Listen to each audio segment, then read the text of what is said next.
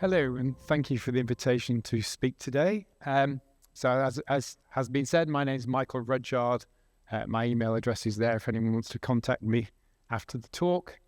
I'm going to be talking about how we need to change the way we do high-performance computing if we want to be more sustainable moving forward. So it's not quite in terms of looking at the evolution of the planet in time. It's about helping the planet.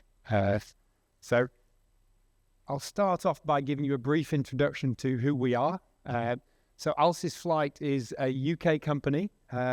We're probably the leading UK company in terms of providing fully managed services for high-performance computing. So that means we build and look after the machine, every aspect of the machine and how it runs, software, hardware, for the lifetime of the machine.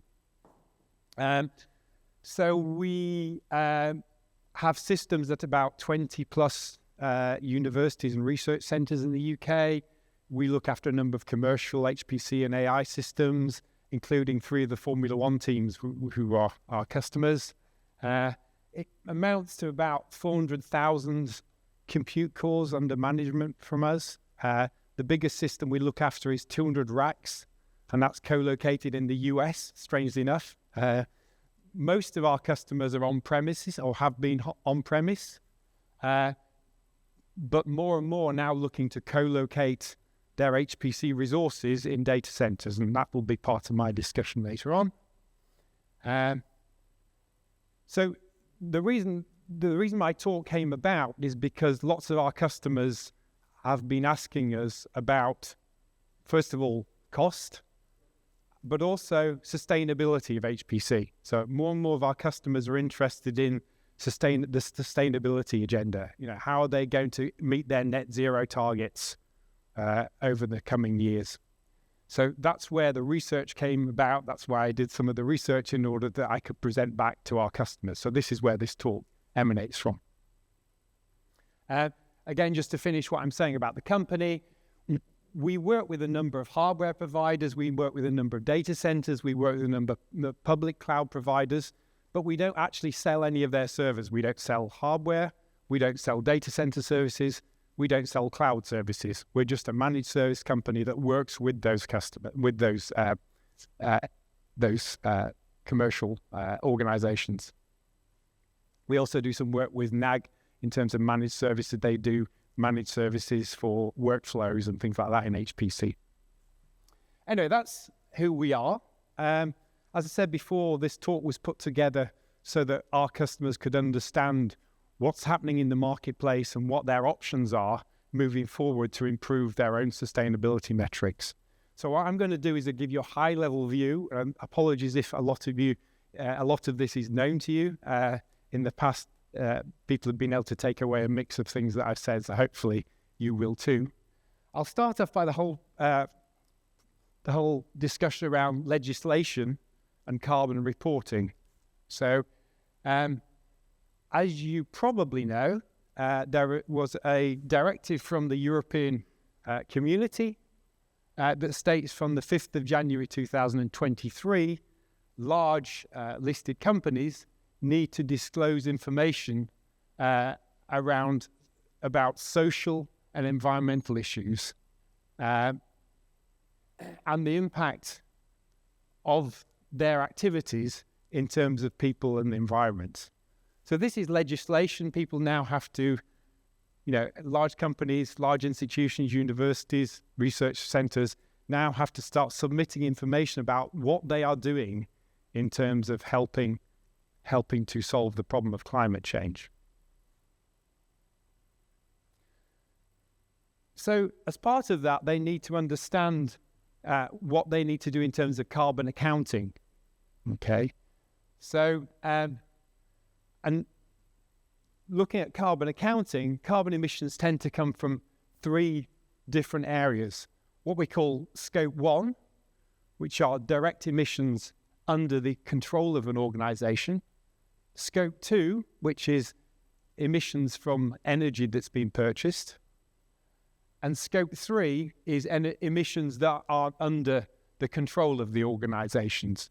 So if we take those 3 different scopes and try to see how they might impact an HPC system running in someone's data center, then scope 1 might relate to the oil that's used in a backup generator. So if your HPC system has a backup system, it's probably a generator and it probably needs oil for it.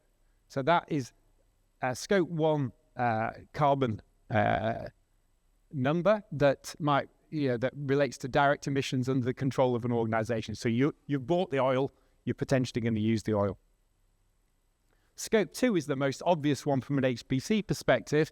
So that's looking at the energy that you purchase, but also the energy mix of that electricity.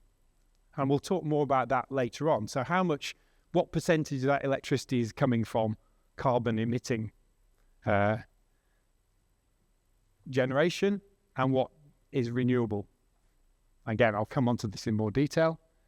And scope 3 is generally relates to the embedded carbon in the servers that we're purchasing, in the switches that we're purchasing, as well as the embedded carbon in the data center. So that's you built a data center, you've used a lot of concrete, that concrete's got a lot of embedded carbon in it, so you need to report on that if you're building a data center, for example. Or if you're buying a new HPC system, you'll need to report on approximately how much embedded carbon is in those servers. Then the whole concept of carbon pricing comes in. So carbon pricing is a kind of concept that tries to capture what the societal cost of emissions are. So for every kilogram of CO2 equivalent that you emit due to purchasing an HPC system and running an HPC system. Now, the idea behind carbon pricing is that an organization can use it to assess itself, to put a financial value on every ton of CO2 emitted. It allows you to kind of understand better what cost that might have to you as an organization. It may also allow governments to start taxing us all on carbon emissions. Now, at the moment, that doesn't look like it's going to happen, but in the future, it may well happen. Okay, so we may get taxed as organizations, possibly at some time in the future as individuals, based on how much carbon we produce. Okay. Now, at the moment, this is a kind of voluntary thing. So institutions generally set their own price and then judge themselves based on that price. So it varies enormously. So if you look at the estimated real cost of carbon, so if you think of how much it would cost the global economy if a small island was submerged because of water, a small island state was submerged due to the rise in water, that can be quite a substantial cost. So it's been estimated that they probably should run into thousands of dollars per kilograms of CO2. So that's the highest estimates that people put on it. Microsoft uses about $15. A third of governments put it under $10, and only Sweden and Switzerland would put it over $100. So again, the point of this is, if you're running a large HPC system and you choose a number for your carbon pricing, you can work out what the cost of that system is over its lifetime. Then there's a whole new batch of legislation for data centers. So the EU Energy Efficient Directive now requires data centers over 0.5 megawatt, which a lot of large HPC systems would fit in, to report on the energy use and efficiency of their data centers. So you have to report on metrics such as PUE, we'll come back to that later on, heat reuse and IT capacity, and that you may also have to report on how well that computing system is being used, i.e. how productive it is. Now, hopefully in HPC, we're all using a large proportion of the power of our supercomputers. So you might have a utilization level of over 80%. Across all IT, the utilization level is really poor, probably less than 20%. And as was mentioned this morning, perhaps some of these large GPU systems that are being bought for AI aren't being used very effectively because they're not being efficiently programmed or efficiently used. Anyway, so this new data center legislation is coming in that means you're going to have to report on how well your data center is performing against metrics provided by the EU. So there's a lot of stuff that's going on that probably doesn't touch us on a day-to-day basis as HPC users, but the institutions that we all work in have to start doing this reporting. And I think HPC is suddenly going to be a headache for them.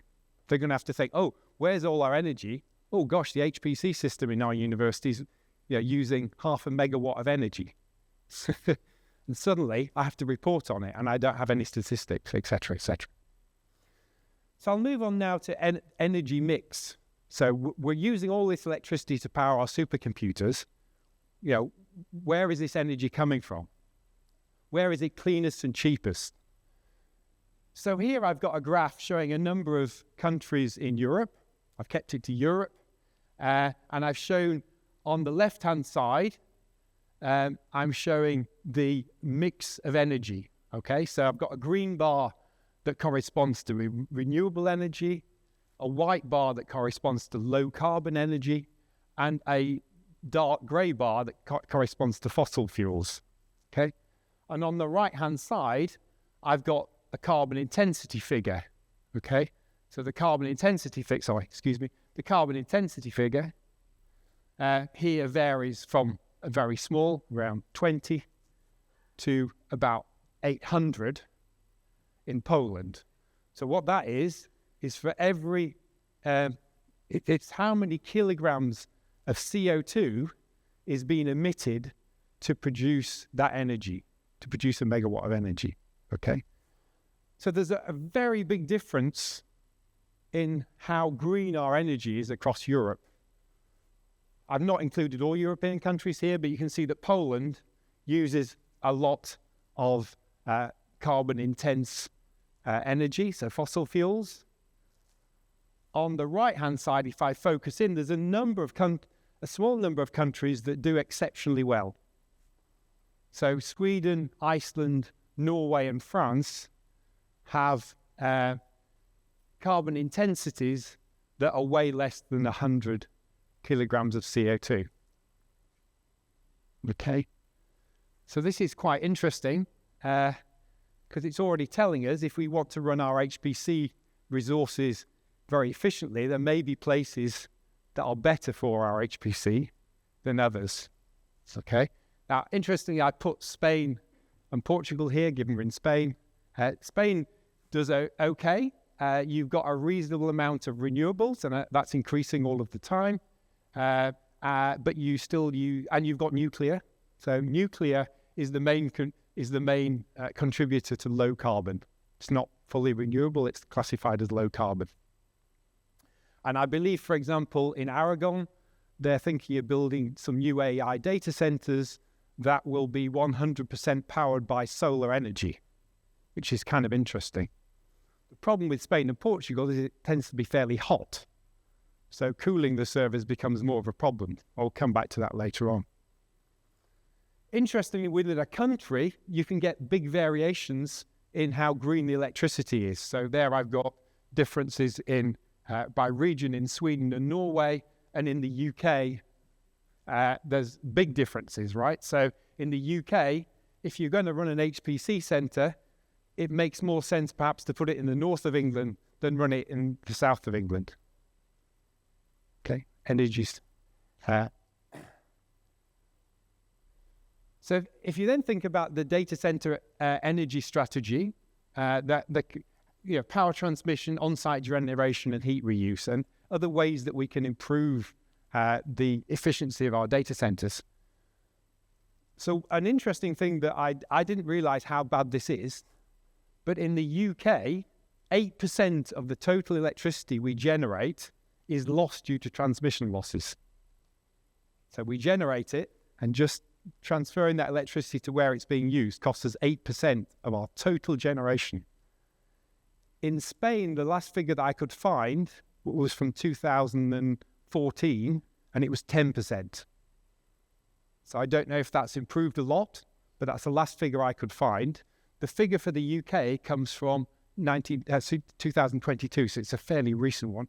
I don't have figures for the rest of Europe, France, etc., but I presume that everyone is running quite high. Okay? So I don't want to be political here, but it seems to me it's easier to move our HPC than to move electricity around. Okay? We won't lose any compute power by moving it to different parts of the world or different parts of our own country without... It's easier to do that than to move the electricity. So it's just an interesting observation. I said, again, I don't mean to be political here. It's just an observation. I'm a scientist by background, so it's a scientific observation, let's call it. The other way we can help reduce our footprint is by trying to use on-site generation. So as I said before, there's plans for new data centers in northern Spain where you're using renewable solar as well as some hydro coming from the Pyrenees, I believe. Okay, so it seems to me that that's probably a good place to do your HPC in Spain.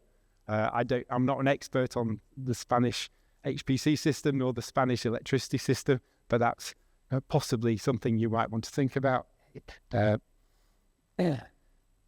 There's a lot of forward-thinking data centers, especially in the northern Europe, who are now starting to think about heat reuse.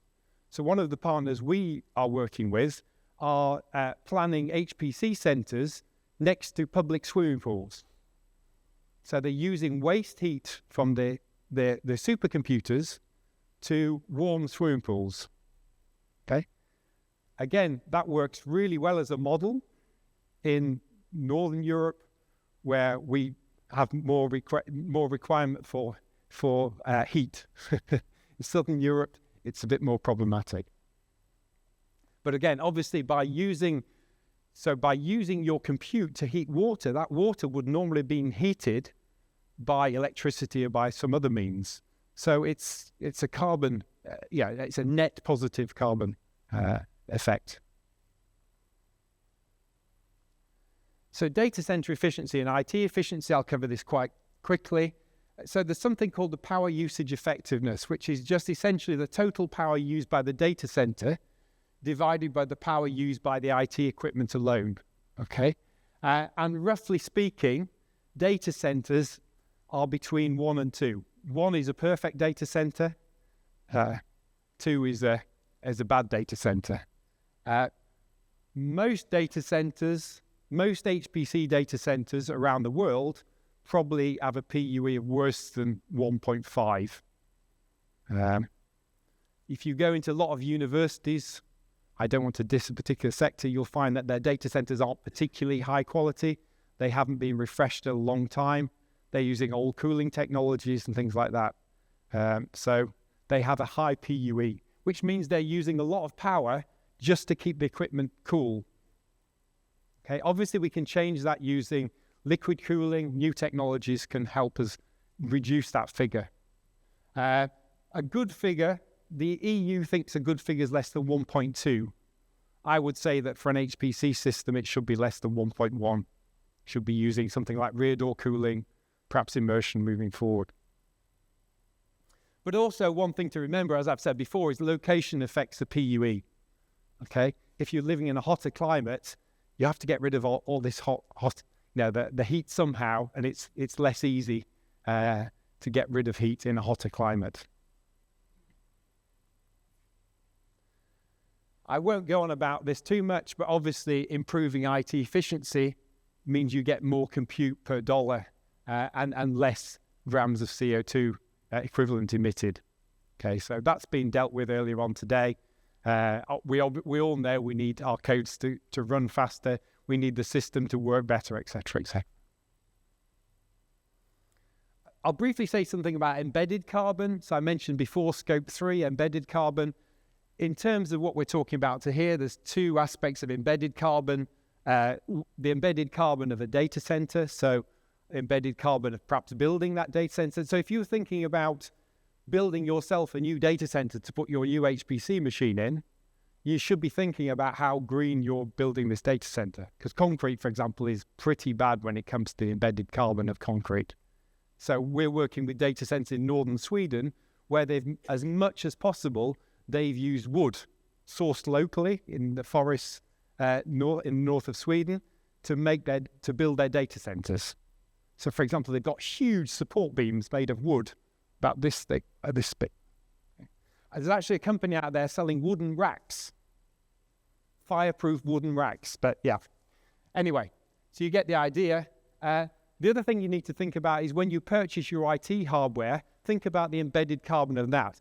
Companies such as Dell and HPE now publish data on their servers showing you what the carbon emission, the embedded carbon of their servers are. It's pretty inaccurate at the moment because it doesn't go down to CPU levels and things like that, but you can get basic information.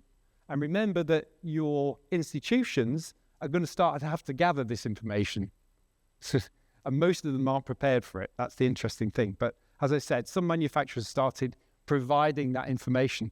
An interesting thing that I found out when doing this research, the embedded carbon of manufacturing SSDs is far higher than the rest of the compute system.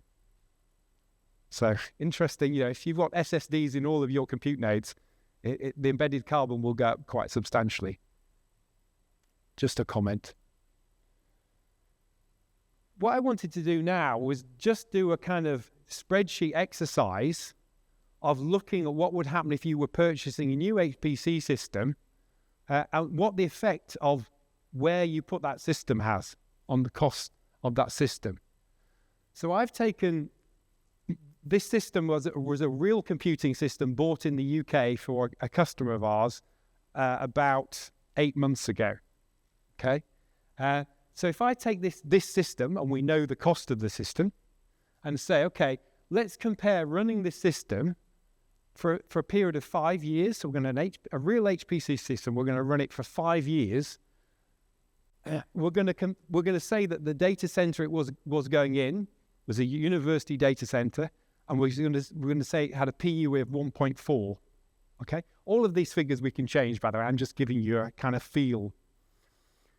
In the UK at the time, electricity prices have come down a little bit in the UK since then, but obviously because of the war in Ukraine, energy prices have gone up quite substantially. Typically in the UK, you might be paying 30p, but when I did this calculation, it was at 35p was a typical price. Some data centers have been actually charging customers up to 50p a kilowatt hour over the last few years, but I've taken 35p. Again, we can adjust the figure. I think in France, it's about 20-something euro cents a kilowatt hour. I don't know what it is in Spain, but UK is particularly expensive. Another interesting thing I did, I look at statistics of the price of energy versus local fluctuations in prices of energy, right?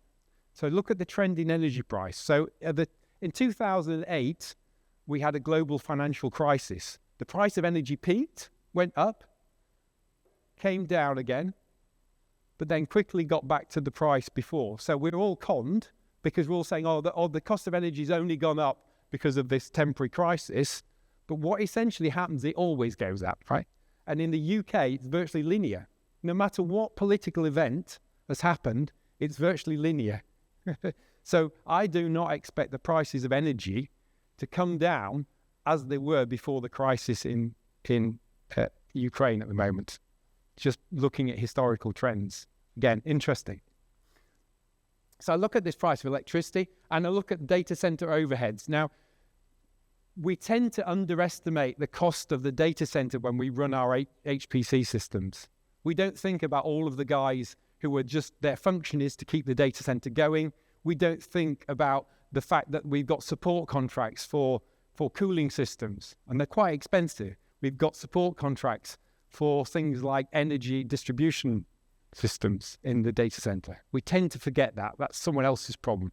But it actually isn't someone else's problem. It's the institution in which the HPC is running has to pay those costs. So I've given you a very small figure here. I would say that a typical HPC center, that's probably a lot higher than £100,000 a year. Think of the salaries of those people. Think of all of the support costs going around to the supporting the hardware. So I took this system, the cost known, and I said, what would happen if you put this in a Nordic data center? And then I also looked at the system that came out of the university. So the university was buying a new system. They had an old system that was 5 years old that they wanted to retire.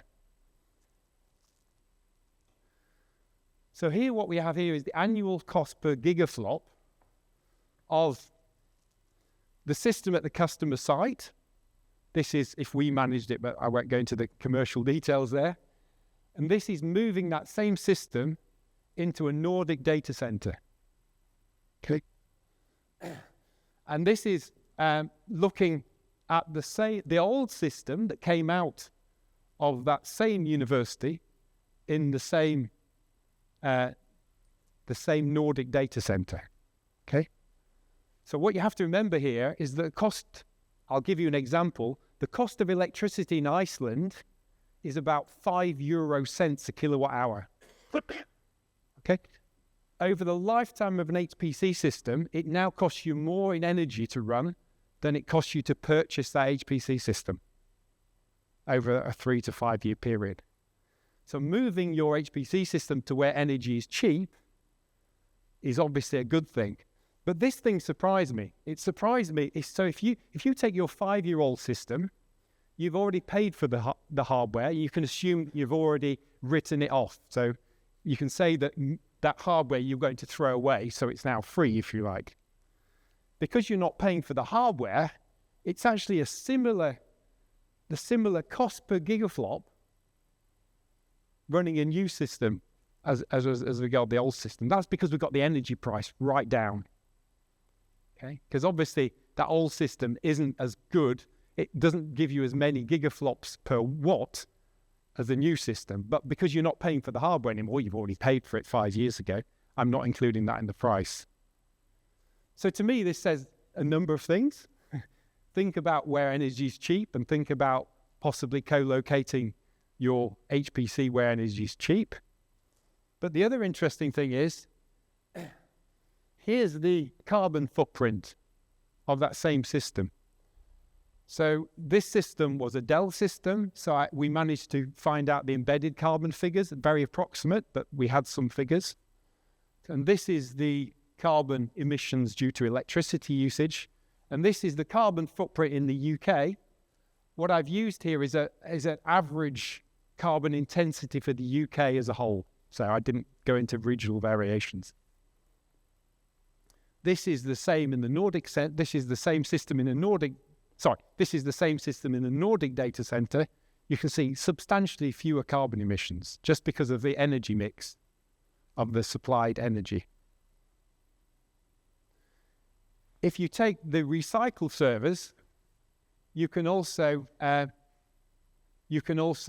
see that the recycle servers, because there's no embedded carbon, I've essentially made the assumption they've written off the embedded carbon over the previous 5-year lifetime.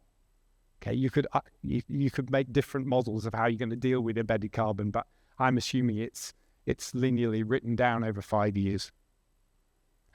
Interestingly here, this is actually a different data center than here. It's the same data center, but they're using heat reuse in the data center, so there's a negative impact of that heat reuse. Okay. Another thing I should have mentioned is that I have to be careful because we work with the public cloud providers, but this was the cost of the similar system that we spec'd up in a cloud provider. So there's a very big difference between using a public cloud provider for your HPC and putting it in a Nordic data center. I did the same analysis for a new GPU system that we were shipping, again, to a UK customer, public cloud cost, and the costs in the UK and a Nordic data center. Anyway, just some interesting stats. So I should finish now. Conclusions. From the research that we've done, the interesting thing here is that cost and sustainability are strongly correlated. If you move your HPC system to somewhere where the energy mix is greener, it's generally cheaper. And that doesn't mean just necessarily moving to the Nordics or just moving to Aragon or wherever. I'm talking about looking where you are currently, taking into account the political and financial restraints that you have, and just finding somewhere, perhaps in your region, that uses more sustainable energy. You generally find it's cheaper. So really, my conclusion is look very carefully at where your compute takes place. That's how you're going to make the biggest difference to your CO2 impact. I'm not sure how much time I've got left, but I think I'll stop there because I've still got 5 minutes for questions. So, any questions?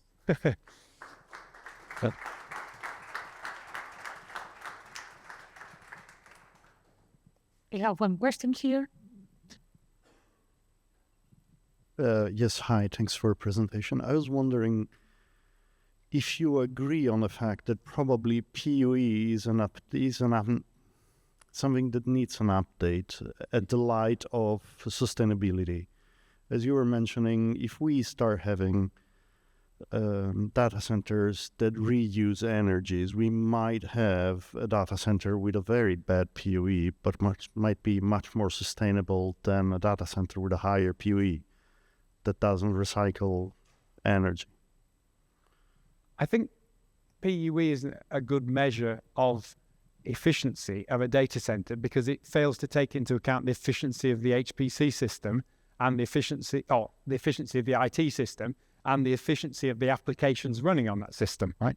There's different tiers of efficiency. In HPC, we're generally very focused on trying to make our applications run as fast as possible. We're generally pretty good at making sure that we maximize the throughput of our jobs through that system. So HPC, we do a pretty good job of those kind of two bottom metrics. It depends on the system. Some of the big supercomputing centers do a lot towards reducing their PUE as well. I think if you look at regional HPC systems, university systems, public institution systems, possibly less so because they have less available money. So I think PUE is a bad metric for the industry as a whole, but it's one of the three metrics that make any sense, I guess. I think that generally places that I've been to that have a low PUE, data centers that have a low PUE, tend to be doing the most in terms of making the most of that heat as well.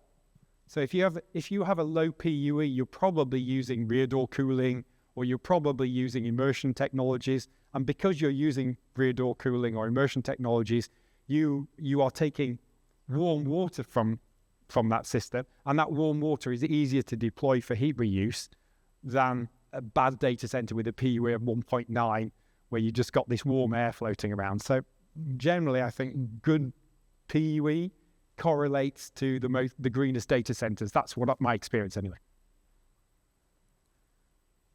Okay, thank you so much for the presentation. So I have a couple of questions. Yep. The first one is, what strategies and mechanisms are you using to reduce the carbon footprint?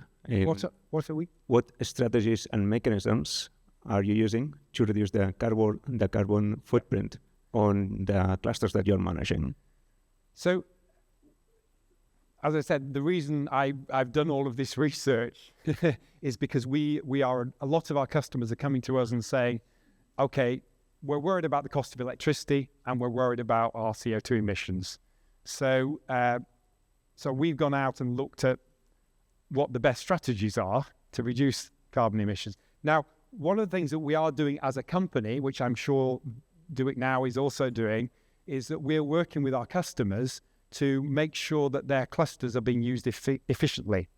So we've been recently working with one of our Formula One customers where we've been trying to make sure that they're scheduling their jobs better, that they are using, we found one of our commercial customers, for example, the startup time on one of their jobs was ludicrously long because of the I/O model that they had they were using. Yeah, they were blocking 20 nodes or 50 nodes just while they read in their data, and that's for a long period of time. So that's the kind of thing that the system integrators and managed service providers like Do It Now and Alces can do. But the biggest thing for me is think carefully about where your data center is. Now, we've just moved the University of York to northern Sweden. Their HPC resource is now in northern Sweden, and it's saving them a lot of money. I think their electricity costs are less than half they would be in the UK. And their footprint their carbon footprint is a lot less. Now, we're actually in discussions with the UK funding bodies. Are they happy that we move they're paying, the UK is paying for HPC resources. It's not obvious that for political reasons, the UK want them to go to Iceland or Norway or Sweden. And there's real political questions here. And they've yet to give me a response because they don't know yet what their strategy would be. Because they could say, the reason we fund HPC is not to fund the UK data center industry. The reason we fund HPC is to derive research and development that will improve our knowledge base and help us produce better products or do better science or whatever. So it's a complex political question. So because of that, we've been partnering with some data centers in the UK, one in the south of Scotland and one in the northeast of England, both of which have access to renewable energy. So in the northeast of England, we have a very big wind farm, huge, one of the biggest, I think it may be the biggest wind farm in the world, in the North Sea. And the energy from that wind farm comes in the northeast of England. And again, because it's accessible, you pay less for it. So I think they pay a lot less in the northeast of England per kilowatt hour than we do in London or Oxfordshire, where I'm from, things like that. So but again, it gets political, which is why I need to be careful, because you've also got the question of the cost of land. So you take Oxford University or Cambridge University, you put a data center in the middle of a city like Oxford or Cambridge, where the cost per square meter of land is significantly more than it is in the northeast of England. So you're building a data center where the cost of land is expensive, where the cost of energy is expensive. So there's interesting political problems that come from this. But essentially, as I say, from my research, move the HPC to where energy is cheaper and greener seems to bear out what I'm saying. Okay, thank you, Michael. Let me thank again the speaker.